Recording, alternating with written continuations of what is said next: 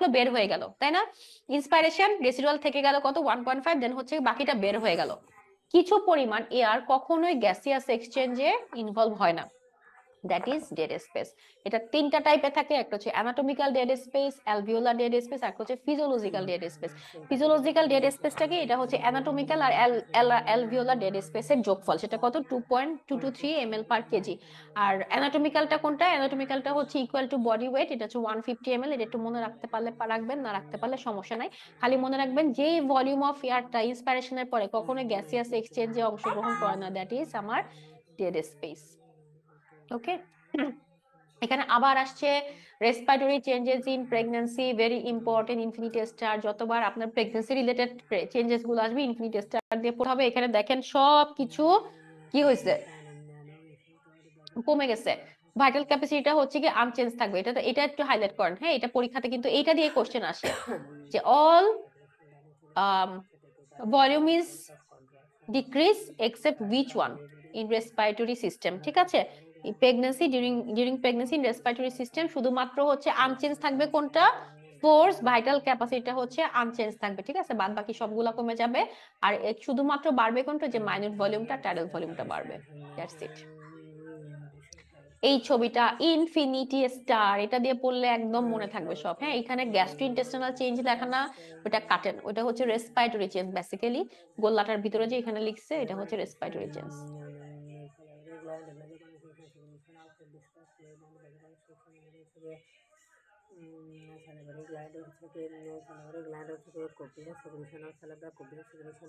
মাউসটা কাজ করে না কেন?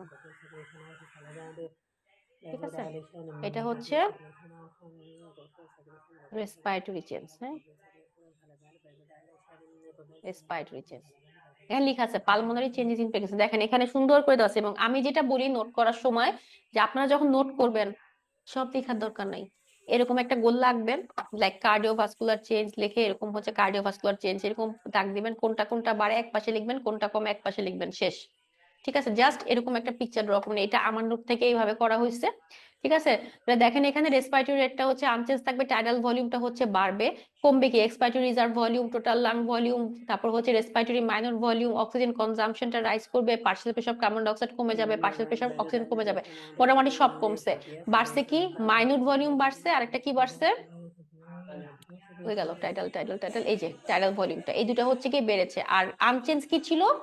Force vital capacity or vital capacity, একই থিং। ঠিক আছে, তাহলে এটা ইজি না পড়া? এরকম একটা ছবি এঁকে আপনার হচ্ছে কার্ডিয়াক সিস্টেমের একটা ছবি আঁকবেন। কি কি ছিল আমার এখানে? ওখানে সব কিছু বাড়ছিল, কমছিল কি? Total peripheral risk, very good. Peripheral পিভিআরটা হচ্ছে কমছিল। আর কি ছিল? বিপি কমছিল, 5% বিপি কমবে, পিভিআর কমবে 10%, 20% বাড়বে হচ্ছে 20%, 30%, 40%। কার্ডিয়াক আউটপুট বাড়বে হচ্ছে 40%, হার্ট রেট বাড়বে হচ্ছে গিয়ে 20%, 30%, আমি মনে করতে পারতেছি না। একটা ছিল হচ্ছে কার্ডিয়াক আউটপুট, ঠিক আছে, তিনটা বড়। হার্ট রেট হচ্ছে 40%।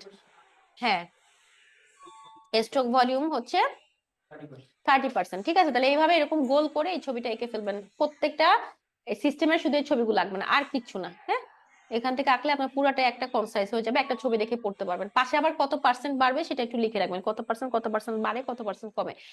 অ্যানাটমিক্যালের মধ্যে হচ্ছে দরকার নেই, এটা ব্রঙ্কিয়াল রিল্যাক্সেশন করবে। ঠিক আছে, মেকানিক্যালের মধ্যে কি হবে? এই যে অক্সিজেন ডিমান্ড ইনক্রিজ করবে 20%, ইনক্রিজ করবে টিভি, এই কথাটাই লেখা আছে সবখানে। যে লাং কমপ্লেক্সটা হচ্ছে সেম থাকবে, সবকিছুই বাড়বে।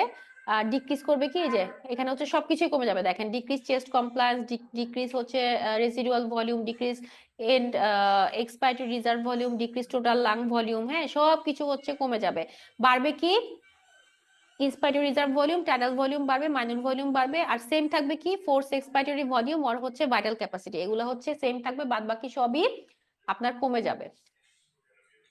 এখান থেকে দরকার নাই, এটা থেকে কখনোই আসে না এগুলো, এই ছক পড়ারই দরকার নাই। ঠিক আছে, এখানে ছোট্ট করে একটা ক্রস দিয়ে দেন। এখানে খালি এটা দাগ দিয়ে রাখেন যে সাইনোসিস কখন হয়? যদি ডিঅক্সি হিমোগ্লোবিন লেস দ্যান 5 গ্রাম পার ডিএল হয়ে যায়, তাহলে হচ্ছে সাইনোসিস হবে। আচ্ছা, এখানে হচ্ছে বক্সটা দরকার নেই। অক্সিজেন হিমোগ্লোবিন ডিসোসিয়েশন কার্ভ আমি বলছিলাম না যে এটা খালি এটা পড়বেন, cadet face right, cadet face right, এটা আমি যারা আগের ব্যাচ তাদেরকে পড়িয়েছি। Cadet face right, C for হচ্ছে কার্বন ডাই অক্সাইড, এতে অ্যাসিডোসিস, হ্যাঁ, সিতে হচ্ছে carbon dioxide, increase carbon dioxide, এতে অ্যাসিডোসিস। ডিতে হচ্ছে ডাইফসফোগ্লিসারাইড, ডিপিজি। ইতে হচ্ছে এক্সারসাইজ। টিতে হচ্ছে টেম্পারেচার।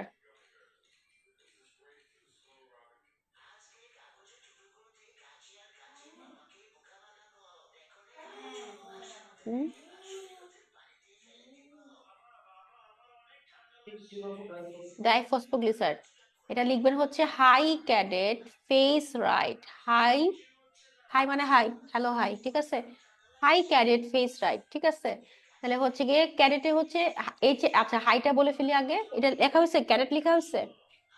তাহলে হচ্ছে সিতে হচ্ছে গিয়ে carbon dioxide, partial pressure of carbon dioxide যদি বাড়ে এতে হচ্ছে অ্যাসিডোসিস। ডিতে হচ্ছে ডাইফসফোগ্লিসারাইড, ডিপিজি, ইনক্রিজ ডাইফসফোগ্লিসারাইড। ইতে হচ্ছে এক্সারসাইজ, টিতে হচ্ছে টেম্পারেচার। হাইতে কি, এইচে হচ্ছে হাইপারথার্মিয়া, হাইপার ক্যাপনিয়া, রাইট। এগুলোতে সব কি হবে, অক্সিজেন হিমোগ্লোবিন ডিসোসিয়েশন কার্ভটা রাইটে শিফট করবে। Hyperthermia, hypercapnia.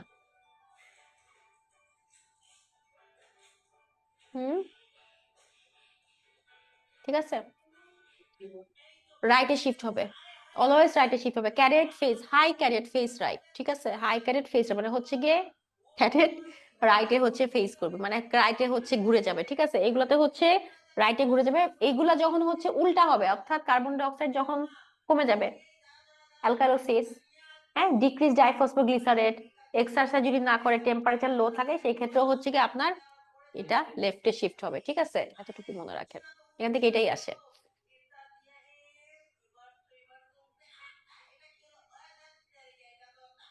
এই দেখেন এখানে একটা ছক করা আছে, এটা রাইট আর লেফট হবে। হ্যাঁ, এখানে উল্টা পাল্টা লিখছি, D two three D ফসফো ডাইফসফোগ্লিসারেট increase decrease লিখছে না, এটা না, এটা হচ্ছে কি আপনার ওই যে কোন দিকে হচ্ছে কি রাইটে যাবে, কোন দিকে লেফটে যাবে, ওইটাই দিয়ে দিছে, ঠিক আছে। আচ্ছা, এখন চলে আসি আমরা, এই একটু দেখা দেন যে hypoxia, chronic lung disease, anaemia, congestive heart failure, এগুলোতে হচ্ছে গিয়ে আপনার ইয়া করবে, ডাইফসফোগ্লিসারেটটা আপনার হচ্ছে বাড়বে। তো এটা হচ্ছে গিয়ে ডাইফসফোগ্লিসারেট চেঞ্জেস হবে কিসে, বাড়বে হচ্ছে exercise, high altitude, elevated androgen, thyroxine, growth hormone, এগুলো যদি বেড়ে যায় তাহলে হচ্ছে ডাইফসফোগ্লিসারেটও বেড়ে যাবে। তার মানে এগুলোতেও কিন্তু আপনার শিফট হয়ে যাবে রাইটে, ঠিক আছে। আর এটা হচ্ছে গিয়ে কমে যাবে কিসে, অ্যাসিডোসিসে হচ্ছে ডাইফসফোগ্লিসারেটটা কমে যাবে। এই তাহলে ক্যারেট ফেস রাইট মনে থাকবে। ডাইজেস্টিভ ট্র্যাক্ট থেকে ওরকম কিছু আসলে লাগে না, ওই এটা জাস্ট পুরাটাই ডাইজেস্টিভ সিস্টেমটা পুরাটাই হচ্ছে কি আপনি আপনারা ইয়ে করবেন, 2টা স্টার দিয়ে পুরাটা রিডিং দিবেন, খালি লিখে রাখেন পাশে 2 স্টার, শুধু রিডিং। এখান থেকে কখনোই আসে না, যদি রিডিং দিবেন কেন, যে যদি ইন কেস অ্যাক্সিডেন্টালি কোশ্চেন আসে তাহলে যাতে একটু মনে থাকে। হ্যাঁ, শুধু রিডিং, এটা থেকে কখনোই কোশ্চেন ওইভাবে আসে না, আজ পর্যন্ত আসে নাই, ঠিক আছে। তারপর আমি 2-1টা লাইন বলে দিচ্ছি, যেমন স্যালাইভারি গ্ল্যান্ডের মধ্যে আপনার হচ্ছে গিয়ে 1.5 লিটার পার ডে স্যালাইভা তৈরি হয়, এই লাইনটা একটু হাইলাইট করবেন। এটার মধ্যে থাকে হচ্ছে গিয়ে অ্যামাইলেস, মিল্ক কিট হচ্ছে গিয়ে ডেসিডুয়াল টিথ বলে এটাকে, ডেসিডুয়াস টিথ সেটা হচ্ছে 20, আর পার্মানেন্ট টিথ হচ্ছে 32। এখান থেকে 6 মান্থ থেকে হচ্ছে শুরু হয়, ইরাপ্টে মানে হচ্ছে উঠা শুরু হয় হচ্ছে 6 মান্থ থেকে, আর এটা হচ্ছে 6 ইয়ার্স থেকে হচ্ছে পার্মানেন্ট টিথ হবে। আচ্ছা, ডাইজেস্টিভ ট্র্যাক্টে হচ্ছে কি কি লেয়ার আছে একটু দেখতে পারেন। গ্যাস্ট্রিক সিক্রেশন হচ্ছে 3 লিটার প্রডিউস পার ডে, এটা 3 লিটার, এত বানানো ভুল আসতেছে, বা 3 লিটার পার ডে তে প্রডিউস হবে। হ্যাঁ, কি কি থাকে গ্যাস্ট্রিক সিক্রেশনের মধ্যে, hydrochloric acid, pepsinogen, intrinsic factor of castle থাকবে। আচ্ছা, এখানে আর কিছু নাই, এখানে চলে আসেন, এই যে phases of gastric acid secretion, এটা একটু 2টা স্টার দেন। 3টা ফেজে আমাদের গ্যাস্ট্রিক অ্যাসিড সিক্রেশন হয়। হ্যাঁ, একটা ফেজ কি, সেটা হচ্ছে সেফালিক ফেজ, যেটা আমরা হচ্ছে গন্ধতে, বা সাপোজ আপনি দোকানের পাশ দিয়ে হেঁটে গেলেন, বিরিয়ানির গন্ধ পেলেন, তখনই কিন্তু আপনার এটা শুরু হয়ে যাবে, স্টেজটা শুরু হয়ে যাবে, ঠিক আছে। স্মেল অর টেস্ট নিলে শুরু হয়ে যাবে। এখানে কি হয়, 30% অ্যাসিড এখানে প্রডিউস হয়ে যায়, ভেগাল কোলিনার্জিক স্টিমুলেশন হবে, যেটা কজ করবে হচ্ছে secretion of hydrochloric acid secretion, এবং গ্যাস্ট্রিন রিলিজ করবে হচ্ছে জি সেল থেকে। হ্যাঁ, গ্যাস্ট্রিক ফেজ যখন আমার হচ্ছে কি খাবারটা আমার স্টোমাকে যাবে, তখন কতটুকু অ্যাসিড প্রোডাকশন হবে, 60%। মানে সেফালিক ফেজে হচ্ছে 30%, যখন আমি হচ্ছে খাবার টেস্টটা মুখে নিব অথবা আমি গন্ধ শুকবো, ঠিক আছে। 60% হবে হচ্ছে গ্যাস্ট্রিক ফেজে, দ্যাট ইজ 60% গ্যাস্ট্রিক ফেজে হবে কি হবে, এখানে হচ্ছে কি লো এ হাইড্রোজেন আর হচ্ছে পেপটাইড কজ করবে গ্যাস্ট্রিন রিলিজ। এবার হচ্ছে ইন্টেস্টাইনাল ফেজ, ইন্টেস্টাইনাল ফেজ যখন হচ্ছে ডিউডেনামের মধ্যে খাবার ঢুকে যাবে, এখানে হচ্ছে 10% হবে। হ্যাঁ, এখানে হরমোন কি কি গ্যাস্ট্রিক কি কি অ্যাসিড সিক্রেশন হবে, গ্যাস্ট্রিক অ্যাসিড সিক্রেশন হবে ভাইয়া enterogastrone, that is polycystokinin, secretin আর নিউরাল রিফ্লেক্স। ঠিক আছে, এখন রেগুলেশন কখন হয়, রেগুলেশনটা হচ্ছে ভেগাল নার্ভ স্টিমুলেশন হবে, গ্যাস্ট্রিন রিলিজের জন্য হবে, হিস্টামিন রিলিজের জন্য হবে, তিনটার জন্য হচ্ছে কি আমার গ্যাস্ট্রিক অ্যাসিড প্রোডাকশন হবে আর রেগুলেশন হবে। Factor decrease production include somatostatin, cholecystokinin and secretin. ঠিক আছে, এখান থেকে আর কিছু লাগবে না। এইটা একটু হচ্ছে 4 স্টার দিয়ে পড়বেন আর ইনফিনিটি স্টার দিয়ে পড়বেন, শুধু এই বক্সটা পড়বেন, কোনটা কোত্থেকে রিলিজ হয় আর অ্যাকশনটা কি। অ্যাকশন সব পড়তে হবে না, হ্যাঁ, দুটা দুটা করে মনে রাখবেন। গ্যাস্ট্রিন কোত্থেকে রিলিজ হয়, গ্যাস্ট্রিন সিক্রেট হবে হচ্ছে G cell of the stomach antrum, CCK হচ্ছে গিয়ে আইলেটস অফ সেল থেকে হয়, অর্থাৎ I cell of upper small intestine, secretin secrete হবে হচ্ছে আপার স্মল ইন্টেস্টাইন থেকে। হ্যাঁ, তারপরে হচ্ছে কি আপনার ভিআইপি যেটা ভেজোইক এমনোপেপটাইড, এটা হচ্ছে স্মল ইন্টেস্টাইন থেকে রিলিজ হবে, আর সোমাটোস্ট্যাটিন রিলিজ হবে হচ্ছে D cell of the pancreas of stomach থেকে। প্রত্যেকটার ফাংশন মানে অ্যাকশনটা হচ্ছে দুইটা থেকে তিনটা স্টার বা দুইটা থেকে তিনটা একটু পড়ে রাখবেন, আর কিছু লাগবে না এখানে। এটাও যে ডাইজেশন 3 ফেজে হয় আমরা পড়ে ফেলছি, সেফালিক, গ্যাস্ট্রিক আর হচ্ছে ইন্টেস্টিনাল ফেজ 30%, 60% আর হচ্ছে 10%। গ্যাস্ট্রিক ইমটিং হইতে কতক্ষণ সময় লাগে, হ্যাঁ, স্টোমাক খালি হতে কতক্ষণ সময় লাগে, মানে আপনি একবার খেলেন তারপর কতটুকু সময়ের পরে খালি হবে, 2 থেকে 6 ঘন্টা, মানে আপনি 6 ঘন্টার মধ্যে যদি না খান কোনো সমস্যা নাই। আমরা কি করি, আমরা একটু পর পরই খেতে থাকি, ঠিক আছে, খালি হওয়ার আগে খাওয়া শুরু করে দিই, ঠিক আছে, যার কারণে হচ্ছে গিয়ে মেটাবলিজমটা ঠিক মতো হয় না। তো 2 to 6 আওয়ার্স হচ্ছে কি takes to gastric emptying, protein stay করবে longer period in the stomach. Intestinal emptying হতে সময় লাগে হচ্ছে 3 to 5 আওয়ার্স, তাহলে মানে গ্যাস্ট্রিক স্টোমাক থেকে খালি হতে লাগে 2 to 6 আওয়ার্স, ডিউটেনাম এগুলো থেকে রিলিজ হতে সময় লাগবে হচ্ছে 3 to 5 আওয়ার্স। ওকে, হুম, ঠিক আছে। এখানে হচ্ছে 10% ইন্টেস্টাইনাল 10% অ্যাসিড প্রোডাকশন হবে, আর এগুলা কি এনজাইমগুলা কি কোলিসিস্টোকাইনিন, সিক্রেটিন। ঠিক আছে, স্মল ইন্টেস্টাইনটা এখানে একটু দাগ দিয়ে রাখেন, এটা হচ্ছে পিএইচ 7.5, এটা 3 লিটার ইন্টেস্টাইনাল সিক্রেশন হয় পার ডে তে। স্যালাইভা কতটুকু সিক্রেশন হয় পার ডে তে, স্যালাইভা কত পার্সেন্ট সিক্রেশন হয়, জুম জুম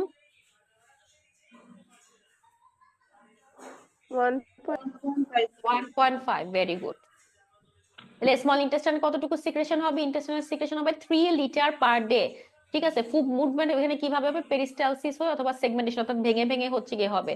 জেজুনাল কন্টেন্ট হবে আইসোটোনিক, স্মল বো এলিমিনেশন হবে। ঠিক আছে, রেস্ট্রিকশন অফ আইলিয়াম এটার কোনো দরকার নাই, এটা জাস্ট একবার রিডিং দেন। যদি শর্ট গার্ড সিমটম হয়, রেনাল ক্যালকুলাই থাকে, তাহলে হচ্ছে কোলিলিথিয়াসিস, অর্থাৎ গলব্লাডারে যদি পাথর থাকে, সেই ক্ষেত্রে স্টোন থাকে আর কি, সেই ক্ষেত্রে হচ্ছে গিয়ে আপনার আইলিয়ামের রিসেকশন করলে সেই ক্ষেত্রে হচ্ছে গিয়ে আপনার মানে ট্রানজিশনটা হচ্ছে কি কমে যাবে। লার্জ ইন্টেস্টাইনের মধ্যে কমন ব্যাকটেরিয়া হিসেবে থাকবে কি, এটা some vitamin, vitamin B family, vitamin K, হ্যাঁ, সিক্রেট করবে মিউকাস। আর এখান থেকে ওরকম কিছু পড়ার নাই। বাইলটা বাইলটা দেখেন 1 লিটার পার ডে প্রডিউস হবে, এটা খুব ইম্পর্টেন্ট। তাহলে আমরা কি কি পেলাম, আপনার ফার্স্টে পেলাম কি, ফার্স্টে পেলাম হচ্ছে স্যালাইভা 1.5, আর এখানে পেলাম বাইল 1। ঠিক আছে, এটা কন্টেন্ট করে কি, কন্টেন্ট করবে বাইল সল্ট, বায়োকুইনমেন্ট, কোলেস্টেরল। এখানে একটু লিখে রাখেন, বাইল সল্ট হচ্ছে essential for absorption fat and fat soluble vitamin কি কি আছে, গ্লাইকসিন এন্ড টাউরসিন। হ্যাঁ, এটা হচ্ছে কি আমার সল্ট।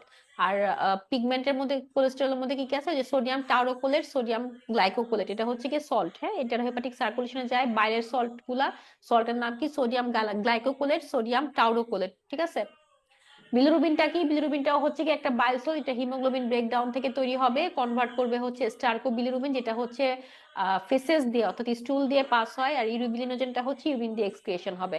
ফিজিওলজিক্যাল জন্ডিসটা কমন ডে হবে 3 to 7 ডেজ অফ দ্য লাইফের মধ্যে। ঠিক আছে, 3 to 7 ডেজ এর মধ্যে হবে, due to immature liver enzyme and haemolysis of the fetal RBC.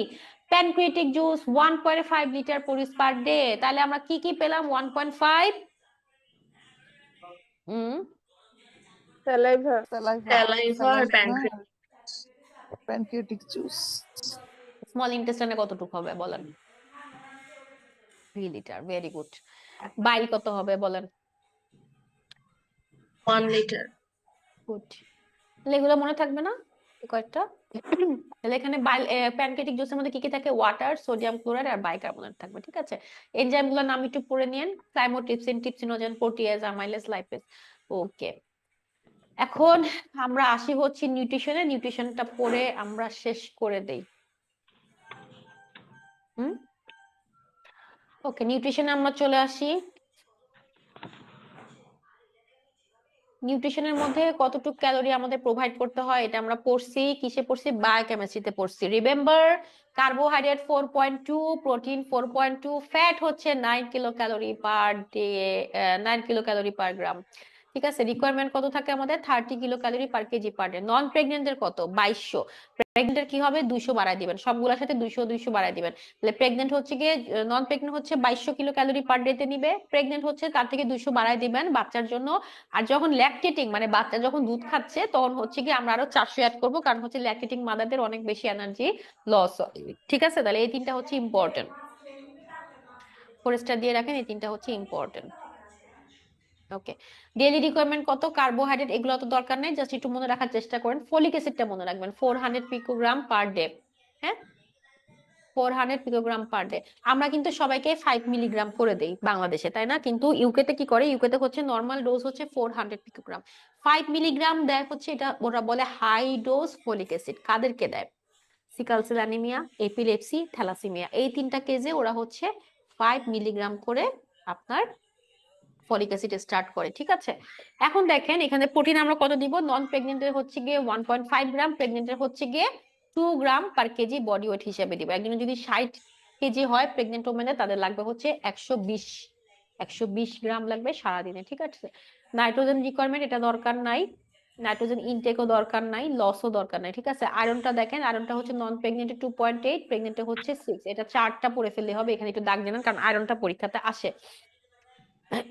এই দেখেন এখানে একটা বক্স আছে, আছে না? পাওয়া গেছে?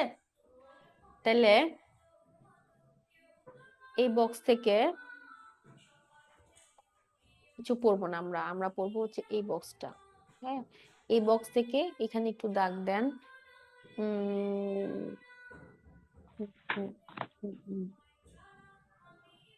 না, এখানে ওখানে পড়ার মতো কিছু এটা দরকার নাই।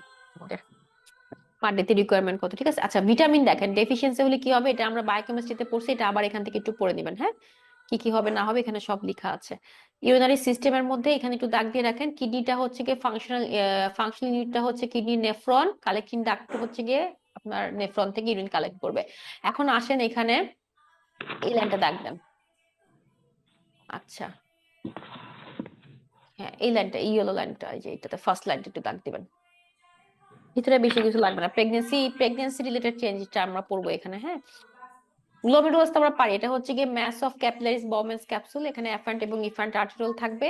প্রক্সিমাল কনভলিউটেড টিউবুলে হচ্ছে গিয়ে আপনার ওয়াটার এবং সলিড, এই দুটাই হচ্ছে গিয়ে আপনার রিঅ্যাবজর্ব হবে। তার মধ্যে ওয়াটার হচ্ছে প্যাসিভলি রিঅ্যাবজর্ব হবে, সলিড হচ্ছে অ্যাক্টিভলি হবে। তার মানে 80% ফিল্টারটা আপনার কোথায় যাবে, মানে যেখানেই বলুক যে রিঅ্যাবজর্ব কোথায় হবে, মনে না থাকলে সোজাসুজি প্রক্সিমাল কনভলিউটেড টিউব। ঠিক আছে, না ওয়াটার এবং সলিড যদি মনে না থাকে, 80% ফিল্টারটা হচ্ছে এখানে রিঅ্যাবজর্ব হয়ে যায়। ঠিক আছে, ওকে। তার মধ্যে গ্লুকোজ হচ্ছে পুরো কমপ্লিটলি রিঅ্যাবজর্ব হয়ে যাবে। আচ্ছা, এখন আসেন ডিস্টাল কনভলিউটেড টিউবুলে অনলি 5% ফিল্টারটা রিচ করতে পারে। আমাদের পিসিটি তে হচ্ছে গিয়ে সব থেকে বেশি রিঅ্যাবজর্ব হয়, যা কিছু হোক মনে রাখবেন পিসিটি। ঠিক আছে, আচ্ছা এখান থেকে আর কিছু লাগবে না। রেনাল ফাংশনের মধ্যে কি আমার ইউরিন প্রোডাকশন করবে আর সিনথেসিস করবে গ্লুকোজ, ইরিথ্রোপয়েটিন, ভিটামিন ডি। ওকে, আচ্ছা এখানে দেখেন হচ্ছে ইউরেটার তো আমরা পড়ে ফেলছি, অ্যানাটমিতে তিনটা পার্ট আছে, ইউটেরাস, ফাইব্রাস, মিডল মাসকুলার, আর হচ্ছে ট্রানজিশনাল এপিথেলিয়াম। ব্লাডারের মধ্যে হচ্ছে 300 ml যখন ইউরিন আসে তখন হচ্ছে গিয়ে সে স্টিমুলেটেড হয়। ঠিক আছে, মিকচুরেশন এখান থেকে একটু রিডিং দিয়ে নিবেন। মিকচুরেশনের থেকে সব থেকে ইম্পর্টেন্ট হচ্ছে নর্মাল ইউরোডাইনামিক ভ্যালু, এইটা পরীক্ষাতে আসে, এখান থেকে একটা কোশ্চেন আসবে, মাস্ট ভ্যালুগুলা পড়তে হবে। ঠিক আছে, রেসিডুয়াল ভলিউম কত? ইউরিনেশন করার পরেও আমাদের লেস দ্যান 50 ml থেকে যায়। ঠিক আছে, ফার্স্ট সেন্সেশন কখন হবে? 200 ml যখন ফিল করবে তখনই হচ্ছে ফার্স্ট সেন্সেশন হবে।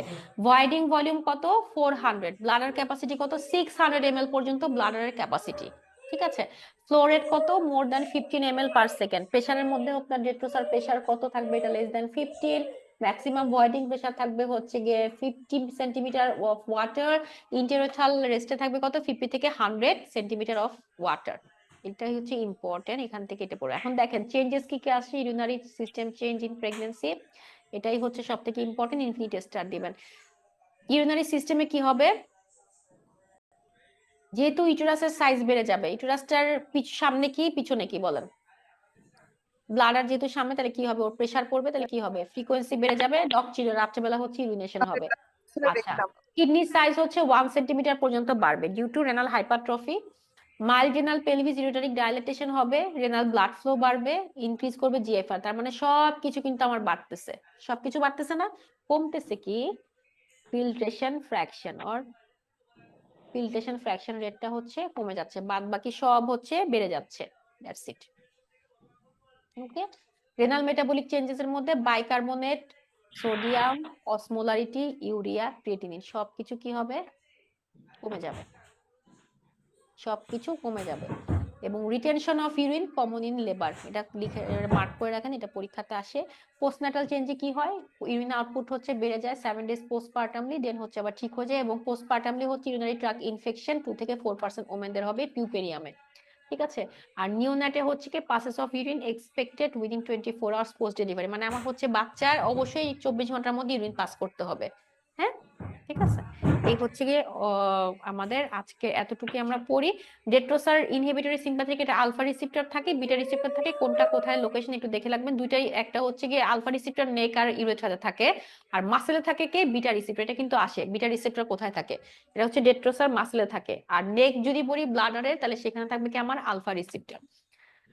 ওকে, তাহলে এখানে আর কিছু লাগবে না, খালি এতটুকু করে আমরা শেষ করে ফেলি। সেটা হচ্ছে ইউটেরাসের গ্রোথ কতটুক বাড়ে, নন প্রেগনেন্টের ওজন কত, প্রেগনেন্টের ওজন কত, নন প্রেগনেন্ট হচ্ছে গিয়ে আপনার ওয়েট কত, প্রেগনেন্সির সময় ওয়েট কত, এটা খুবই খুবই ইম্পর্টেন্ট। হ্যাঁ, নর্মালি আমাদের ইউটেরাসের ওজন হচ্ছে 50 গ্রাম পর্যন্ত, একদম ছোট্ট 50 গ্রাম, কত মানে 100 গ্রাম না, এতটুকু। প্রেগনেন্সিতে এটা 1 কেজি থেকে 1 কেজি 200 গ্রাম পর্যন্ত হয়ে যায়, ঠিক আছে, 1100 থেকে 1200 গ্রাম হয়ে যায়। আর ভলিউম থাকে নর্মালি 10 ml, প্রেগনেন্সিতে হবে সেটা 500 ml, সরি 5000 ml। এটা ইনফিনিট স্টার, এটা পরীক্ষার কোশ্চেন, আর সিওজি এটা খুব মানে ফেভারিট কোশ্চেন, আইদার আপনার ওজন দিবে নয়তো আপনার ভলিউম দিবে, ঠিক আছে, ডান। তাহলে আমরা ফিমেল রিপ্রোডাক্টিভ সিস্টেম থেকে শুরু করে নেক্সটে হচ্ছে গিয়ে পড়বো, এটা খুবই ইম্পর্টেন্ট, এটা আমরা সেকেন্ড লেকচারটা এখান থেকে শুরু করবো, ঠিক আছে। So how is the class, এটা খুবই বোরিং ফিজিওলজি, বাট এখান থেকে সব থেকে ইম্পর্টেন্ট, আমি বারবার বলতেছি, প্রেগন্যান্সি রিলেটেড চেঞ্জ, গোল্লা গোল্লা করে ছবি এঁকে ফেলবেন। আমি বলে দিছি আমরা কি পড়লাম আজকে, আমরা পড়েছি হচ্ছে cardiovascular change during pregnancy, respiratory change during pregnancy, haematological change during pregnancy, এবং urinary system change during pregnancy. না, আরেকটা কি পড়ছি, ইউরিনারি সিস্টেম ডিউরিং প্রেগন্যান্সি, এটা আমরা পড়ছি। একটা হচ্ছে গিয়ে যে আপনার কোনটা যেন বললাম, এই যে এটা এগুলা সব বক্স করে ফেলবেন, নরমাল ইউরোডাইনামিক ভ্যালু, এই কয়েকটা জিনিস একদম বক্স করে ছবি এঁকে করে ফেলবেন, এবং এটা আমাকে ছবি তুলে পাঠাবেন সবাই, ঠিক আছে।